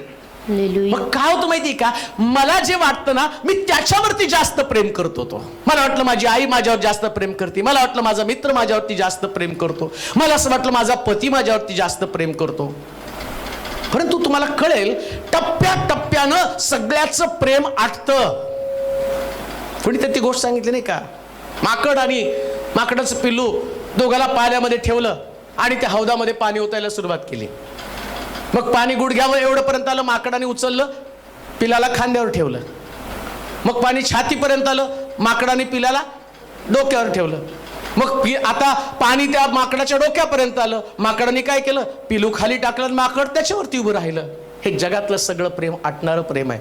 पण खरा प्रियकर तो आहे. आमेन. त्यानं तुम्हाला खाली सोडलं नाही, तो स्वतः मेला प्रियानो, कारण त्याला तुमची काळजी होती. काळजी घेणारा तो आहे, तो तुमची बर्दास्त राखणार आहे. आमेन. बर्दास्त तुम्हाला कळतं का, नुसती काळजी घेत नाही तर तुमची बर्दास्त तो राखतो. तुमच्या भावना, तुमच्या इच्छा, तुमच्या अपेक्षा, तुमची प्रत्येक गोष्ट याची काळजी तो घेतो. म्हणून तो असं म्हटलं, पूर्वी तो तुम्हाला माहित नव्हता त्यास ठीक आहे. ज्या दिवशी तुम्हाला त्याची जाणीव नव्हती ना, तो दिवस कदाचित तुमच्यासाठी कष्टमय दिवस असेल. पुन्हा मी तुम्हाला सांगतो, या प्रियकरानं आपलं रक्त आपल्या प्रियसीसाठी सांडलं ना, मग हा प्रियकर रक्त सांडतो तर बाकीच्या गोष्टी पण तुमच्यासाठी देऊ शकतो. म्हणून त्यानं ते रक्त सांडलं. कशासाठी माहिती का, तो म्हटलं मी शेवटचा रक्ताचा थेंब पण तुमच्यासाठी देऊन टाकलेला आहे. I am the best. मीच तुमच्यासाठी एक उत्तम प्रियकर आहे. मीच तुमच्यावरती खरं प्रेम करणार आहे. आणि तुमचा प्रियकर तुमच्यासाठी त्यानं प्राण दिला आणि त्यानं दाखवून दिलं, मला तुझी खरी गरज आहे. हालेलुया. खरी गरज आहे मला तुझी. मग त्याचं प्रेम जर स्वीकारलं ना, मग तुम्ही त्याची वाट पाहत राहणार आहे. तो उठला, परत कबरेतनं उठला आणि स्वर्गात गेला आणि जाताना काय म्हटलं का, मी परत लवकर येतो. हालेलुया. तोपर्यंत वाट पहा. त्या प्रियसीला काय सांगितलं, यरूशलेम सोडून जाऊ नका. पुन्हा तो तुम्हाला ते सांगतो की हा प्रियकर तुम्हाला काय सांगतो, यरूशलेम म्हणजे देवाचं घर कधी सोडून जाऊ नका. काही पण होऊ द्या प्रियांनो, काही पण होत्या, नोकरी गेली तरी देवाचं घर सोडायचं नाही. आमेन. हालेलुया. आज दुःखी आहे, आजारी आहे, कष्टी आहेत, त्रासून गेलेलात, देवाचं घर नाही सोडायचं. आमेन. कारण प्रियकरानं सांगितलं यरुशलेम सोडून जाऊ. मी तुमच्यासाठी रक्त सांडलं, ध्यानात घ्या, यरुशलेम सोडून जाऊ नका. काही झालं तर प्रियकराच्या आज्ञेचं पालन तुम्हाला करावंच लागणार आहे. जर तुम्ही तुमचं प्रेम आणि त्याच्यावर करत आहात, तुमच्या अंतःकरणामध्ये त्या प्रियकराविषयी आदर आहे, त्या प्रियकराविषयी तुमचं अंतःकरण धरवलेलं आहे, त्या प्रियकराविषयी तुमच्या अंतःकरणामध्ये प्रेमाच्या भावना आहेत, तर कधी सुद्धा प्रियकरापासून विभक्त होऊ नका. कारण पूर्वी तो तुम्हाला ठाऊक नव्हता, पण आता तो तुम्हाला ठाऊक आहे. हालेलुया. ज्या दिवशी तुमचा बाप्तिस्मा झाला, बाप्तिस्म्याच्या अगोदर तुम्हाला माहित नव्हतं, पण आता तर बाप्तिस्मा झाला ना. हालेलुया. काय केलं बाप्तिस्मा, काय म्हटलं त्यांनी, वाचा पुढे. ते तुम्ही त्यावेळेस ख्रिस्तविरहित इस्रायलाच्या राष्ट्राबाहेरचे वचनाच्या करारास परके म्हणजे तुम्ही बाप्तिस्मा घेता त्या तुमच्या बरोबर तो करार करत असतो. आमेन. काय करार माहिती का, आजपासून तू माझी वधू. आमेन. म्हणून तिथं त्या बाप्तिस्म्याच्या हौदात पाण्यामध्ये नेताना तुम्हाला विचारलं जातं ना, तो ढगावरती बसून येणार आहे, जिवंताचा मेल्याचा न्याय करण्यासाठी परत येणार, यावर तुमचा विश्वास आहे का? देवाच्या मंडळीमध्ये संतगणांच्या सहवासामध्ये राहून त्याच्या वचनामध्ये चालण्याचा करार तुम्ही केलेला आहे का? आणि मंडळी लग्नाच्या वेळेस पण एक करार असतो नाही का, सुखात दुःखात, रोगात आरोग्यात, श्रीमंतीमध्ये. पण तिथं नुसतं वचन पटपट बोलून घ्यायची गडबड असते. मग त्यांना कुठं माहिती आजारी पण पडणार आहे, दरिद्री पण येणार आहे आणि कष्ट पण येणार आहे. या सगळ्याला त्या नवऱ्याबरोबर चालायचं, ती खरी बायको, आमेन. ती खरी प्रियसी, ती खरी वधू. आमेन. आता तुम्ही पण ख्रिस्ताशी करार केलेला आहात. मग तुम्हाला फक्त सुखाच्या वेळी चर्च दिसतं का? तुम्ही आनंदामध्ये असताना त्याच्याबरोबर चालता, परंतु कधी कधी प्रभू जाणून बुजून तुम्हाला दुःख देतो. कशासाठी? प्रेम तपासून पाहावं. हालेलुया. प्रेम तपासून पाहावं. आमेन. नवरे नेहमी आजारी पडत नसतात, पण कधी कधी मुद्दाम म्हणतात डोकं दुखतं. त्याला वाटतं कधी तर चेपून द्यावं, पण त्याचं डोकं दुखल्यावर हिचं डोकं उठतं ना. तर ते काय तुमचं 12 महिने आणि तुझं 12 महिने दुखलेलं चालतं. सांगण्याचं तात्पर्य, तुमचा प्रियकर तुम्हाला तपासत असतो. हालेलुया. काही वेळेस काही गोष्टीची कमतरता असते, पण त्या कमतरतेमध्ये सुद्धा नारायण वामन टिळक कसं ख्रिस्ता संबंधानं म्हणतात, आमेन. मिळो ना मिळो आम्हा अन्न आमेन. पाणी, या प्रियकराच्या चिंतणी मग्न आमेन. आम्ही. हे प्रियकराला तुमच्याकडनं अपेक्षित आहे. हालेलुया. द्यायचं तर त्याने त्या सर्वोत्तम तुम्हाला देऊन टाकलेलं आहे. आमेन. पण आता तुम्ही त्याच्या करारामध्ये आलेले आहात. हालेलुया. तुमचा करार, त्याच्यावर ऍग्रीमेंट झालं. आणि काय ऍग्रीमेंट? तू माझा प्रियकर आहे, मी तुला सोडून इकडं तिकडं कुठंच भडकटणार नाही. आमेन. तुझ्याच घरामध्ये, आमेन. तुझ्याच घरामध्ये. हालेलुया. म्हणून रूथच्या नावानं पुस्तक लिहिलं गेलं का? कारण तिचा निर्णय काय होता? तुझे लोक, तुझा देव तो माझा देव, तुझा देश तो माझा देश, तुला सोडून मी कुठं जाणार नाही. हे त्या रूथचं वाक्य ऐकल्याबरोबर परमेश्वर म्हणतो, पुस्तक लिहा हिच्या नावानं, का हीच खरी खरी प्रियसी आहे की जिचं आणि जिच्यासाठी बाबाज होता. आमेन. ती काय म्हणती ना, मी तुला आता माझं वय एवढं नाही की मी दुसरं लग्न करावं, आणि समजा मी लग्न केलं तर मला मुलगा झाला तर तो मोठा होईपर्यंत तो तू कशी राहणार आहे? पण बवाज होता, आणि ती परराष्ट्रामध्ये होती, मवाबामध्ये होती, आणि तो काय म्हटला, पूर्वी तुम्हाला ते माहित नव्हतं पण आता माहितीये ना. आमेन. आणि मग ती आल्यावर बवाजाच्या शेतामध्ये काम करते. बवाज तिची परीक्षा बघत होता बरं का. हालेलुया. बवाज तिची परीक्षा बघत होता. त्यानं पाहिलं त्या शेतामध्ये एवढ्या बायका काम करत होत्या. नीट ऐका बरं का, मी प्रियसी संबंधानं सांगत आहे, तुमच्या प्रियकराचं रक्त, आणि त्या रक्तामध्ये कोणावरती त्याची कृपा, तर असं म्हटलं की त्याच्या अंतःकरणामध्ये विशाल कृपा आहे. आमेन. किती विशाल कृपा आहे ते मी तुम्हाला हालेलुया. सांगत आहे. आता ही जी स्त्री आहे, ही जी रूथ आहे, ती बवाजाच्या शेतामध्ये काम करायला तिने सुरुवात केला. त्यानं बारकाईने तिच्याकडे पाहिलं. तो कोण आहे ती मुलगी? ती म्हटली त्या नानीची सून आहे, विधवा आहे. तिचं काम पाहिलं, तिची सचोटी पाहिली, त्याचं कामाप्रती तिचं प्रेम पाहिलं. तो काय म्हणतोय, तिला सर्वा वेचू द्या आणि वेचता वेचता थोडस मागून टाकत पण जा बरं का, आमेन. अजून टाकत जा. मन जडलं हो. हालेलुया. बवाजाचं मन तिच्यावर जडलं. असं वर्तन करा ना, ख्रिस्ताचं मन तुमच्यावरती जडलं पाहिजे. मंडळीवरती ख्रिस्ताचं मन जडलं पाहिजे. असं चर्च, अशी मंडळी, असं तुमचं व्यक्तिमत्व की लक्षात ठेवा, तुम्ही पुढे जाताना आशीर्वाद तुम्हाला फॉलो करत यायला पाहिजे. का? कारण बवाजाचं मन त्याच्यापेक्षा ख्रिस्ताचं मन फार मोठं आहे. आमेन. मग तुम्हाला कोणती गोष्ट मागावी लागणार नाही. हालेलुया. रूथ म्हटली नाही मला जास्त सर्वा मिळाला पाहिजे. लक्षात ठेवा, सर्वा हा बवाजानं तुमच्या प्रियकरानं दिलेला तुम्हाला विशेष प्रकारचा आशीर्वाद आहे. लक्षात ठेवा. मी तर म्हणतो देवाच्या लोकांना चालता चालता आशीर्वाद मिळाले पाहिजे ना. हालेलुया. ती वाकत चालली ना पाठीमाग. एक माणूसच देवाने स्पेशल त्या बाबाजाने लावून ठेवला, तिच्या मागे टागवर का. तसं देव हालेलुया. जसं पाहतो एलियाच्या मागे कावळा पाठवला, एलियाच्या मागे विधवा पाठवली, तसं देव तुमच्या मागे कोणतरी आमेन. पाठवत आहे का? कारण तुम्ही त्याची प्रियसी आहात. आमेन. तुम्ही प्रियसी आहात त्याची. मग याचं मन इतकं विशाल. तो पूर्वी तुला माझी ओळख नव्हती, आता नामी रुतला सांगती, अरे तुझा सर्व आज वाढला कसं काय. ती म्हटली अहो मी बवाजाच्या कुठं कामाला गेलती, बवाजाच्या शेतात. तिला कळालं परफेक्ट जागा. हालेलुया. म्हणून मी तुम्हाला सांगितलं प्रियकराचं घर किती महत्वाचं आहे. आमेन. परफेक्ट जागा. आमेन. ती म्हटली बवाज आपला आप्त आहे, लक्षात ठेव. आता तुला नवरा मिळण्याचा, प्रियकर मिळण्याचा समय आलेला आहे. आणि या प्रियकराला जर तुला मिळवायचंय ना, नाहन माखन कर, हालेलुया. चांगली स्वच्छ हो. आणि जिथं बवाज निजतो ना, त्या बवाज निजल्याबरोबर जिथं बवाज निजेल त्याचं पांघरून तू आपल्यावरती घे. आणि तेच केलं. रात्री बवाज झोपल्याबरोबर हळूच त्याच्या पांघरुणामध्ये शिरली, पडून राहिली तिथं. बवाजाला जाणीव झाली कोणतरी माझ्या बाजूला आहे. लक्षात ठेवा, बवाजाकडे येताना, देवाकडे येताना तर तुमच्या अस्तित्वाची जाणीव निर्माण व्हायला पाहिजे. आमेन. देवाच्या घरामध्ये हालेलुया. येऊन बसून जाऊ नका. येऊन बसणारे कोणी आशीर्वादित होऊ शकणार नाही, कोणी त्याची प्रियसी होऊ शकणार नाही.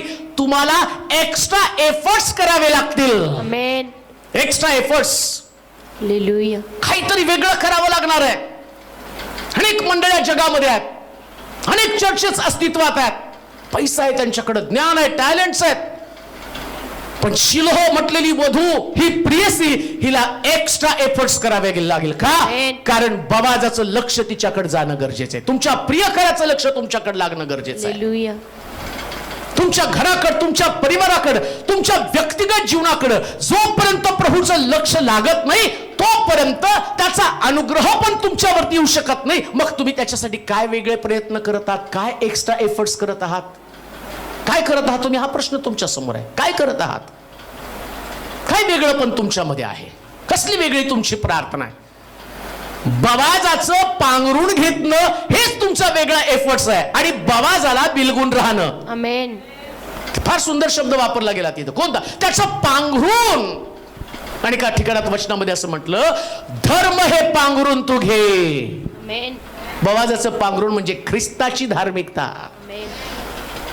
ख्रिस्ताचं पांघरून, ख्रिस्ताची धार्मिकता तुम्हाला आपल्या अंगावर ओढून घेणं गरजेचं आहे. तुमचा प्रियकराला जे आवडतं ना तेच तुम्हाला केलं पाहिजे. आमेन. आणि प्रियकराला काय आवडतं माहिती का? नीतिमत्वाची भूक आणि तहान. म्हणून तुम्हाला नीतिमत्वाचे भूकेले तहानेले ते धन्य. धन्य. धार्मिकता त्याला आवडते. मग तुमचं धार्मिक जीवन हे इतरांपेक्षा वेगळं धार्मिक जीवन असलं पाहिजे. लक्षात ठेवा, लोक जगतात तसं जगू नका बरं का, काय उपयोग नाही त्याचा. हालेलुया.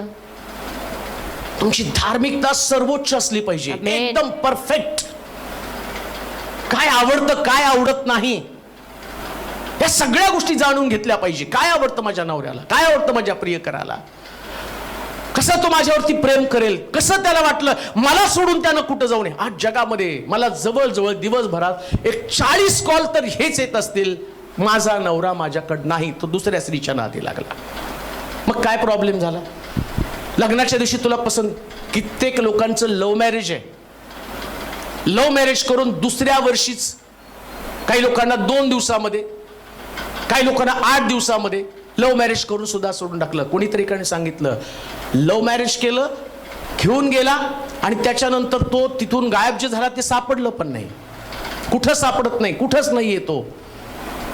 कोणीतरी सांगितलं, तर माझे आई वडील पण मला घ्यायला तयार नाही आणि माझा नवरा पण नाही, मला आत्महत्येशिवाय पर्याय नाही. काही परिस्थिती, काय प्रकारचं हे असलं वातावरण निर्माण होण्याचं कारण काय आहे? त्याला कारण एकच आहे, बहुत स्त्रियांनी सद्गुण दाखवले, पण तू सर्वांहून वेगळी आहेस. हे कारण आहे. पुष्कळ मंडळी आहेत, पुष्कळ लोक आहेत, त्या लोकांपेक्षा वेगळं तुम्हाला बनणं गरजेचं आहे. त्यांच्यापेक्षा वेगळी धार्मिकता, त्यांच्यापेक्षा वेगळं जीवन, ऑर्डिनरी ख्रिस्ती जीवन नाही जगायचं. कारण तुमच्या प्रियकराला काय आवडतं ते तुम्हाला समजावून घेणं गरजेचं आहे. म्हणून त्यानं म्हटलं, तिच्यापासून लाव. नीतिसूत्राच्या पुस्तकामध्ये म्हटलं नाही का, व्यभिचार नाही. तो म्हणतो तिच्या डोळ्यात ती जारणी, आणि ती काय करते तर त्या पतीला अट्रॅक्ट करण्याचं काम करत आहे. नीतिसूत्रामध्ये दिलेलं आहे. ती काय करते, पतीला अट्रॅक्ट करते. पत्नीपासून तोडण्याचं काम ती जारणी करत आहे. तसं का? म्हणजे तिच्यामध्ये अट्रॅक्शन, नवऱ्याला भुलवण्याचं कसब तिच्यामध्ये. मग तुमच्या प्रियकराला भुलवण्यासाठी तुम्ही काय करत आहात, हाच मोठा प्रश्न आहे. तुमचा प्रियकर तुमचा असला पाहिजे, तुमचा ख्रिस्त तुमचाच असला पाहिजे, तुमच्या मंडळीसाठी तो आशीर्वाद असला पाहिजे. आणि मग ती तसं म्हटलं, त्याच्या खळ्यामध्ये काम करताना त्या बाबाजाच्या अंतरुणामध्ये, पांघरुणामध्ये शिरली. बाबाच तिला काय म्हणतो, बाई पहाट होईपर्यंत इथंच था, पण पहाट सूर्य उगवण्याच्या अगोदर तू आपल्या घरी जा. तुझं जे काही आणि तुझं वतन मी सोडवणार आहे. काम देऊ नये का? ज्या दिवशी तुम्ही प्रियकराच्या नजरेमध्ये बसाल ना, तो प्रियकर तुमचं वतन सोडवणार, जे तुमचं अडलेलं ते मोकळं करणार आहे. पण त्याच्यासाठी तुम्हाला त्याच्यावरच प्रेम केलं पाहिजे. आमेन. त्याच्या व्यतिरिक्त दुसऱ्यावरती नको. म्हणून इथं आल्यावर बरेच लोक म्हणतात, मग काय तुमचाच देव आता बायबल मध्ये दिले, त्याला काय करू आम्ही? माझ्या समोर तुला अन्य देव नसतात. प्रियकर एकच पाहिजे. आमेन. अनेक प्रियकर असल्यावर कसं होईल? मग तो व्यभिचार होईल. एकच प्रियकर, त्याच्यावरच तुम्हाला प्रेम केलं पाहिजे, त्याचीच तुम्हाला काळजी घेतली पाहिजे, त्याच्याच आवडीनिवडी तुम्हाला जाणल्या पाहिजे. तुम्हाला हे पण ते, आणि मग म्हणायचं देव माझं काय ऐकत नाही. प्रियकराचं मन तुझ्यावर ओढून गेलं, तू अजून काहीतरी केलेलं आहे, अजून कुणावर तरी प्रेम करत आहे. म्हणून लक्षात ठेवा, पौल म्हणतो, ख्रिस्ताच्या प्रीतीपासून मला कोण विभक्त करेल? तुमच्या प्रेमाचं कारण फक्त येशूच असला पाहिजे. पुढे वाचा बरं. ते तुम्ही त्यावेळेस ख्रिस्त विरहित इस्रायलाच्या राष्ट्राबाहेरचे, वचनाच्या करारास परके, आशाहीन व देवविरहित असे जगात होता. आता पूर्वी तुम्ही कसे होता? ख्रिस्त विरोहित. दुसऱ्या अजून त्याच्या खाली देवविरहित, ख्रिस्त विरोहित, इस्रायलाच्या राष्ट्राबाहेरचे, वचनाच्या करारास परके, आशाहीन व देवविरहित असे जगात होता. पूर्वी तुम्ही कोण होता? ख्रिस्त विरोहित म्हणजे देवविरहित, म्हणजेच आशाहीन. लक्षात घ्या, तिन्ही शब्दाचे अर्थ एकच आहे. कोणतं?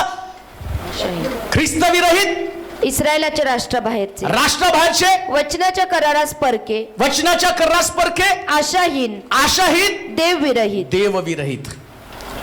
म्हणजे जर तुम्ही ख्रिस्त विरहित आहात, जर तुमच्याकडे तुमचा प्रियकर नाही, तर तुमच्याकडे देवच नाही. तुमच्याकडे देव नाही तर तुमच्याकडे आशा पण नाही. आणि तुमच्याकडे आशा नाही तर तुम्ही देवाच्या राष्ट्रामध्ये गणले जाऊ शकत नाही, देवाच्या निवडलेल्या लोकांमध्ये गणले जाऊ शकत नाही. आणि देवाच्या लोकांसंबंधानं, देवाच्या अंतःकरणात जो देव त्यांच्यावर प्रेम करतो त्याच्या संबंधानं काय म्हटलं माहिती का? जो कोणी इस्रायलाला आशीर्वाद देईल तो आशीर्वादित, जो कोणी शाप देईल तो शापित आहे.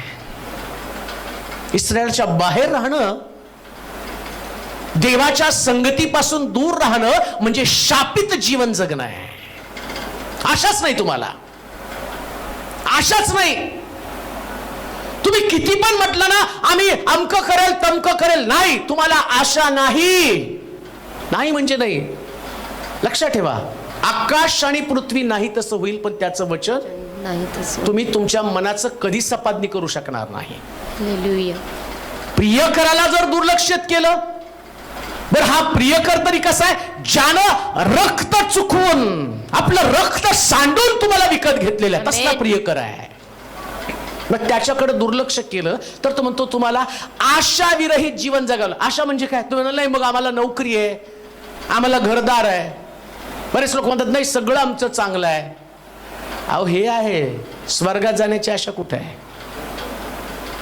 स्वर्गात कसं पोहोचणार आहे? आणि जगातले सगळे प्रश्न सुटतील, त्यानंतर प्रश्न उभा राहतो तो स्वर्ग राज्य. लक्षात ठेवा, हे सगळे प्रश्न सुटणार आहेत. नोकरी पण लागेल, लेकरं होतील, स्वतःचं घर पण होईल, पण किती काळ हो? 60-70 वर्ष. 60-70 वर्षानंतर तुमचं या पृथ्वी तलावरचं वास्तव्य संपणार आहे. मग म्हातारपण येतं आणि किती लवकर दिवस जातात समजत सुद्धा नाही. असे दिवस भरभर निघून जातात. कळतं अरे बापरे, आत्ता आम्ही एवढे वर्ष झालेलो आहेत आणि त्याच्यामध्ये एकदम परकेपणा वाटतो. का? आशा नसती. असं वाटतं लेकरं सांभाळतील का नाही, शरीर साथ देईल का नाही, असं वाटतं पुढं माझं कसं होणार आहे. अनेक प्रश्न त्या ठिकाणात असतात. पण जर तुमचा प्रियकर तुमच्या समोर असेल, दावीद म्हणतो मी तरुण होतो, आता म्हातारा झालो, धार्मिक निरष्टित झालेला किंवा त्याची संतती भिकेस लागलेली मी पाहिली नाही. का? कारण प्रियकर तो त्यांचा येशू आहे. तेव्हा तुमचा प्रियकर. कालेब म्हणतो मी 40 वर्षाचा होतो, मोशे बरोबर चाललो, आज मी 85 वर्षाचा आहे. त्या उतार वयामध्ये तो म्हणतो मला डोंगर द्या, कारण त्यावेळेस तो माझ्यामध्ये लढण्याची ताकद जी होती त्यास माझ्या बरोबर देव होता, आता पण माझ्या बरोबर तोच आहे. आशा आहे तुमच्यासाठी. आशा विरहित जीवन कोण जगतं? ज्याच्याकडे प्रियकर नाही. म्हणून लक्षात ठेवा, सगळ्यात चांगली गोष्ट आज सकाळी तुमच्याकडे येशू आहे. टाळ्या वाजवा बरं. येशू आहे. आशा आहे तुम्हाला, आशा आहे. ज्याला आशा आहे ना तो व्यक्ती आनंदी असतो. प्रियांनो, तुम्हाला आशा शब्द फक्त दवाखान्यात गेल्यावरच कळतो, तोपर्यंत नाही कळत. ते डॉक्टर सांगतात 90% हा गेलेला आहे, 10% हा वाचेल. आणि मग त्या आशेवरती लोक इंजेक्शन, 40,000चं इंजेक्शन, त्यांनी किती टक्के सांगितले मरणार आहे? 90%. आणि 10% आशेसाठी तुम्ही 40,000चं इंजेक्शन, 90,000चं इंजेक्शन, 70,000चं इंजेक्शन. का हो? तुम्हाला आशा आहे 10% मध्ये येईल. अहो याच्याकडे तर 100% आशा आहे. 100% आशा आहे. या प्रियकराच्या बाबतीत 100% गॅरंटी, 90%, 80%, 60%, 50% नाही, 100%. याच्यामुळे 100% आशा आहे. काही आपल्या लेकरांच्या भविष्याची काळजी करू नका, 100% आशा आहे. तुमचा प्रियकर, तुमचा येशू तुमचा प्रियकर आहे ना, ज्यानं रक्त सांडून खंडणी भरून तुम्हाला मुक्त केलेलं आहे. मुक्त या शब्दाचा अर्थ कळतं का नाही?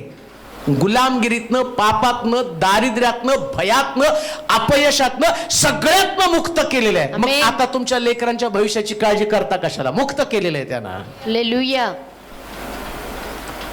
जर देव योसेफाला सर्वोच्च गादी, दाविदाला सर्वोच्च गादी देतो, तुमचा प्रियकर तुमच्या लेकरांना पण सर्वोच्च जागी नेणार आहे. सर्वोच्च, बेस्ट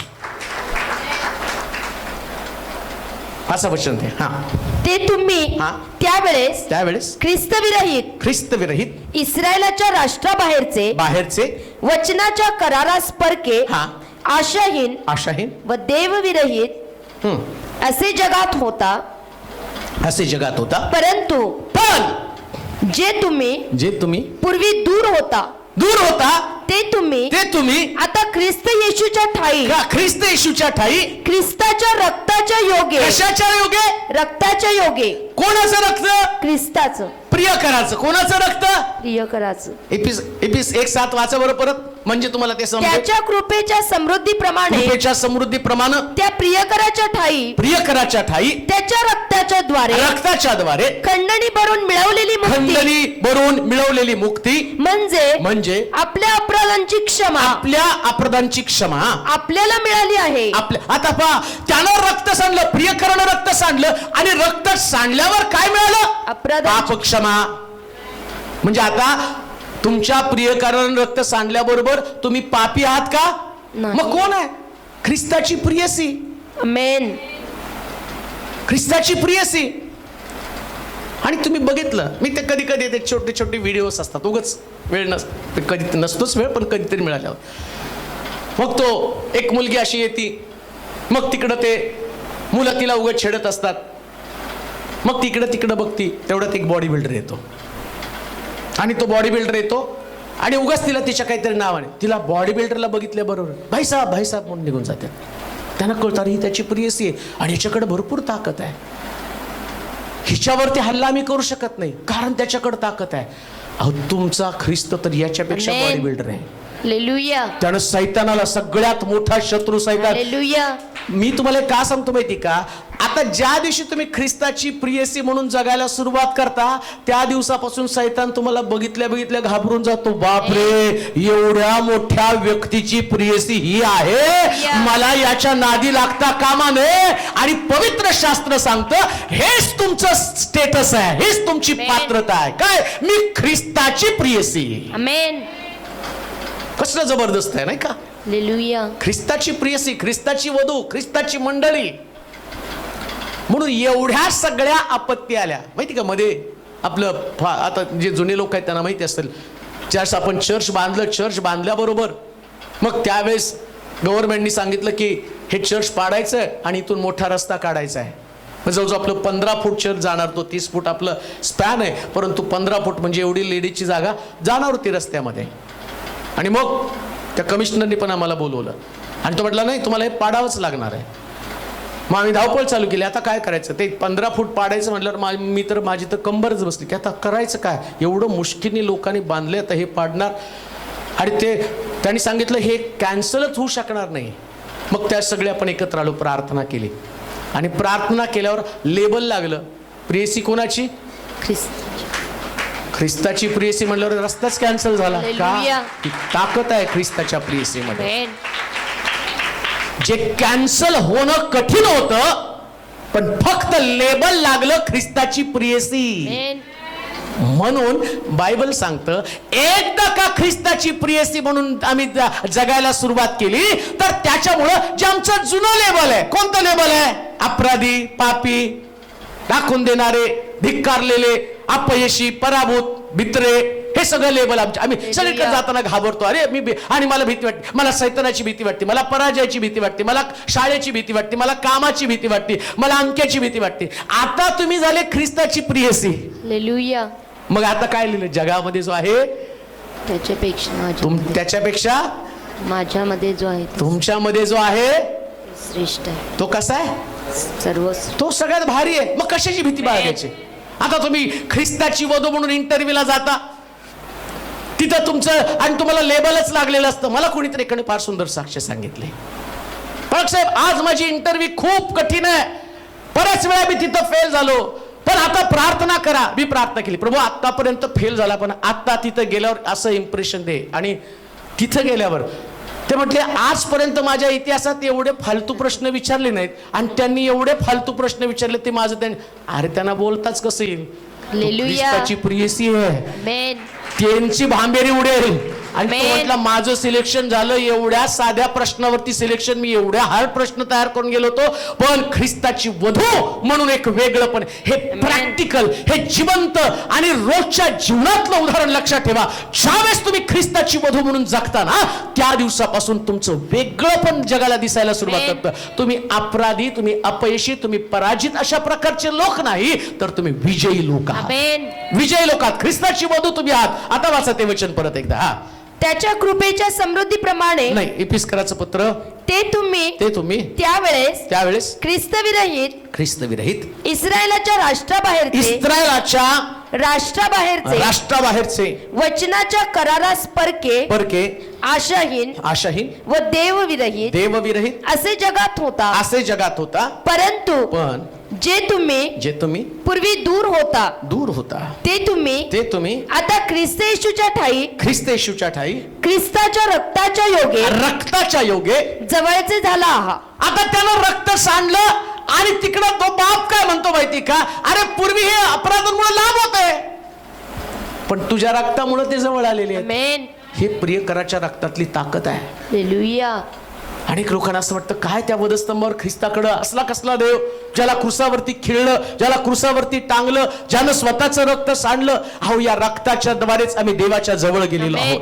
या रक्ताने आमचे सगळे पाप धुतले गेलेले, आमचे दोष पुसले गेलेले आहेत. म्हणून आम्ही पाहतो येशू ख्रिस्त आणि तो आमच्यासाठी मध्यस्थी करत असताना आपल्या बापाला सांगतो, देवा माझं या वधूवरती प्रेम आहे, ही माझी प्रियसी आहे, हिच्यासाठी मी रक्त सांडलेलं आहे. देवाच्या लोकांनो हो, आणि एक गोष्ट ध्यानात ठेवा, ख्रिस्ताचं रक्त आणि तुमच्या प्रियकराचं रक्त तुमच्यासाठी सांडलं गेलेलं आहे. याच रक्ताच्या मुळे तुम्ही जगापेक्षा वेगळे बनलेले आहात. आणि अजून एक गोष्ट सांगितली, मार्काचं शुभवर्तमान 14 अध्याय 24 वचन वाचा बरं. मार्काचं शुभवर्तमान 14 अध्याय 24 वचनामध्ये असं म्हटलं, हा रक्तानं झालेला नवा करार आहे आणि हे ख्रिस्ताचं रक्त नव्या कराराचं रक्त आहे. त्यानं सांडलेल्या रक्ताची ताकद एक करार प्रस्थापित करतं. मार्काचं शुभवर्तमान 14 अध्याय 24 वचन. तो त्यांना म्हणाला, हे नवीन करार प्रस्थापित करणार माझे रक्त आहे हे पुष्कळांकरिता ओतले जात आहे. मी तुम्हाला खचित सांगतो की मी देवाच्या राज्यात नवा द्राक्षरस पिईन त्या दिवसापर्यंत आतापासून द्राक्षवेलाचा उपज द्राक्षवेलाचा उपज होणार नाही. त्या ठिकाणामध्ये असं म्हटलं, हे नव्या कराराचं रक्त आहे. आमेन. जुन्या करारामध्ये प्रियसी नव्हती. जुन्या करारामध्ये प्रियसी का नव्हती? कारण जुन्या करारामध्ये पाप क्षमेचं माध्यम काय होतं? कोकराचं बली दिलं, बलीचं, आणि जो काही पशु बली दिला त्या पशुचं रक्त. आता पशुमध्ये आणि आमच्यामध्ये कसं प्रेम होणार आहे? म्हणून त्याला उत्पत्तीच्या पुस्तकात जावं लागतं. ऐका नीट, आदामाला देवानं तयार केलं आणि ते तयार केल्यानंतर त्यानं अनेक प्रकारचे सहकारी त्याला दिले, पशु पक्षी प्राणी, आणि तो म्हणतो याला मला अनुरूप सहकारी मिळेना. प्रेम जमावं याच्यासाठी, त्याचं नाही गाढवावरती, घोड्यावरती, हत्तीवरती नाही प्रेम जडलं. मग तो काय म्हटला, मला याला अनुरूपचा सहकारी, ज्याच्यावर त्याचं प्रेम जडेल असा सहकारी पाहिजे. आणि मग हवा निर्माण केली आणि तो म्हटला, हवेला पाहिल्याबरोबर तो म्हणतो माझं हाडामधलं हाड, मांसामधलं मांस. म्हणून आतापर्यंत जेवढे अर्पण झाले पशु पक्षी, याच्यानं प्रेम निर्माण नाही झालं. पण ज्यास ख्रिस्त आला आणि ख्रिस्तासाठी, आता बघा नव्या जुन्या करारामध्ये आधी आदाम तयार केला, मग हवा तयार केली. नवीन करारामध्ये उलट, वधू तयार झाली मग वराला पाठवलं. का? बऱ्याच लोकांना प्रश्न पडतो. जर तुम्ही बघितलं तर लग्नाच्या वेळेस नवरा इथे येऊन वाट बघत बसतो, मग वधू सावकाश येते. पण ख्रिस्ताच्या वेळेस तसं नाही बरं का. म्हणून जगातलं लग्न आणि ख्रिस्ताचं लग्न वेगळं आहे. त्याच्यामध्ये वधूनं वराची वाट बघायची असते. आमेन. ख्रिस्ताला आधी वधू तयार केली, मग वर पाठवला. वरावरती आमचं प्रेम का, त्याच्या आणि का वाट पाहिजे त्याचं कारण पण सांगितलेलं आहे. या वरानं आपलं रक्त सांडून आपल्या प्रियसीला सांगितलं की वाट पहा, मी परत येत आहे. वाट पहा, परत येत आहे. अनुरूपचा सहकारी. कोणता अनुरूपचा सहकारी? आतापर्यंत ज्या गोष्टीचं बली दिलं गेलं, पशुचं बली दिलं, हे अनुरूप नव्हतं. पण आता ख्रिस्तानं स्वतःचं बली दिलं आणि त्यावेळेस प्रभू म्हटला, आता हे बलीचं अर्पण मान्य करतो तुझ्या वधूला. पूर्वी वधू पडद्यात होती, आता वधू पडद्याच्या बाहेर आली. हालेलुया. आलं लक्षात? वधू पूर्वी पडद्यामध्ये होती, कोणी पाहू शकत नव्हतं देवाला, सासऱ्याला बघू शकत नव्हतं. तो आमचं सासरा आहे, यहोवा बाप. आम्ही वधू आहोत, आम्ही चर्च आहे. आमचा पती कोण आहे? प्रभू येशू ख्रिस्त. मंडळीचा पती प्रभू येशू ख्रिस्त आहे. आणि काय होतं या व्यक्तीला अजून सुद्धा जर खेड्यामध्ये तुम्ही गेलात तर त्या नवरीला डोक्यावर पदर घ्यावा लागतो. कशासाठी? ते नाही बघायचं सासऱ्याला, दुसऱ्यांच्या नजरेला नाही पडायला पाहिजे. पण ज्यावेळेस प्रभू येशू ख्रिस्त आला त्यानं हा पडदाच काढून टाकला. कसं? रक्त सांडल्याबरोबर. असं लिहिलंय, शेवटी सगळं रक्त सांडलं आणि तो म्हटला पूर्ण झालं. आणि बरोबर मंदिराचा पडदा वरपासून खालपर्यंत फाटला. आणि बायबल सांगतं आम्ही देवाला तोंड पाहू शकतो. म्हणून या प्रियकराचं रक्त जगातलं सगळ्यात श्रेष्ठ रक्त आहे. आणि याचं श्रेष्ठत्व काय माहिती का? तुम्ही लांब होता, आता देवाच्या जवळचे झाले. दुसऱ्या भाषेमध्ये देवानं आपल्या कुटुंबात तुम्हाला स्वीकारलं. जवळचं होणं म्हणजे काय माहिती का? स्वीकारलं. देवानं मान्य केलं. तुम्हाला ख्रिस्ताची वधू म्हणून स्वीकारलं. आणि वधूचा दर्जा ज्यावेळेस तुम्हाला दिला ना, तर वधूच्या सगळ्या गरजा, म्हणून म्हटलं तो तुमच्या सर्व गरज ख्रिस्त येशूमध्ये गौरवानं पूर्ण करेल. इतकं मोठी ताकद या प्रियकराच्या रक्तामध्ये. आणि आज सकाळी त्याच रक्तामुळे आम्हाला आशा आहे. म्हणून एक गोष्ट ध्यानात ठेवा, आज परमेश्वराच्या मंदिरामध्ये असताना ना आशेनं हर्षित होऊन आम्ही बाहेर जाणार आहोत. का? कारण प्रियकराचं रक्त आमच्यामध्ये आशा निर्माण करतं. आपल्या जागेवरती आपण उभं राहूया, आपले डोळे बंद करूया, आपल्या मान आपण लावूया, आपली मस्तक आपण झुकूया. देवाचं वचन आपल्याकडे आलेलं आहे. ते सर्वश्रेष्ठ अशा प्रकारचं वचन आहे. त्यानं आमच्या जीवनाची बांधणी होते. आमच्यातलं सारं कमीपण काढणारं देवाचं वचन आहे.